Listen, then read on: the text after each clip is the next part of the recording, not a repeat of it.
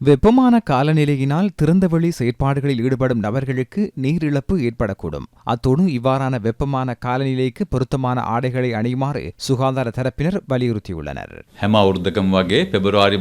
ஒவ்வொரு வருடமும் பிப்ரவரி, March, April மாதங்கள் சூரியன் உச்சம் கொடுக்கும் காலப்பகுதி. அதன்போது வெப்பநிலை அதிகம். வெப்பத்தினால் வியர்வை ஏற்படுவதோடு நீரிழப்பு ஏற்படுகிறது. அதனால் பல்வேறு நோய் அறிகுறிகள் ஏற்படக்கூடும். தலைவலி, வாந்தி, தூக்கமின்மை, உணவு மீதான ஆர்வமின்மை, மூளை மற்றும் இதயத்தின் செயற்பாடுகள் குறைவடையக்கூடும். அதன்போது வெப்ப அழுத்தத்தினால் வலிப்பு போன்ற நிலைமைகள் ஏற்படக்கூடும். சில சந்தர்ப்பங்களில் மரணமும் ஏற்படலாம். நீர் மாத்திரமன்றி இயற்கை நீர் ஆகாரங்களை பெற்றுக் கொள்ளுங்கள். மேலும் தோல் நோய் ஏற்படவும் வாய்ப்புள்ளது. குஷ்டம், சொறி, கொப்பளங்கள், வேர்க்கூறு என்பனவும் ஏற்படலாம். கூடுதலாக குளிப்பதற்கான சந்தர்ப்பத்தை ஏற்படுத்திக் கொள்ளுங்கள். சிறுவர்களுக்கும் நீராடுவதற்கான நேரத்தை கூடுதலாக வழங்குங்கள். வீடுகளுக்குள் வெப்பம் அதிகமாக உள்ளமையினால் அதிகமாக நீர் அருந்துவதோடு பொருத்தமான ஆடைகளை அணியுங்கள். வெளியிலும் இலகுவான ஆடைகளை அணியுங்கள். பாடசாலைகளில் இடம்பெறும் இல்ல விளையாட்டுப் போட்டிகள், கிரிக்கெட் போட்டிகள் கூடுதலாக வியர்வை வெளியேற்றப்படுவதால் பிள்ளைகளுக்கு விளையாட்டுகளில் ஈடுபடுவதற்கு முன்னர் நீரை வழங்குங்கள்.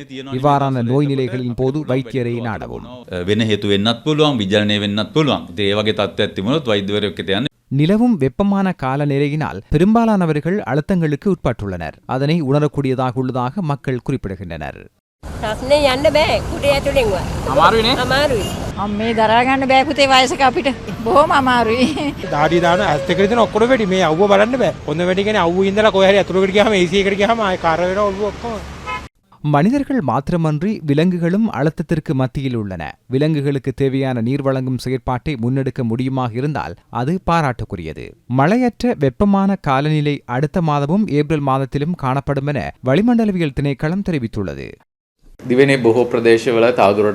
நாட்டின் பெரும்பாலான பகுதிகளில் தொடர்ந்தும் வறட்சியான காலநிலையை எதிர்பார்க்க முடியும். காலை வேளையில் பெரும்பாலான பகுதிகளில் பனிமூட்டம் காணப்படும். நாட்டின் வடக்கு, வடமத்திய, வடமேல், மத்திய, கிழக்கு மாகாணங்களில் காலை வேளையில் குளிரான காலநிலையாக காணப்படும். நாட்டைச் சூழவுள்ள கடற்பகுதிகளை பொறுத்தமட்டில் அங்கு மழையற்ற நிலைமை காணப்படுகிறது. விசேடமாக பகல் வேளையில் வெப்பமான காலநிலை உள்ளது. அதனை நாடு முழுவதும் எதிர்பார்க்க முடியும். උණුසුම් සහිත කාලගුණ තත්ත්වයක් තියෙනවා. I think ඒක දිවෙන පුරාම පහේ බලාපොරොත්තු වෙන්න පුළුවන්.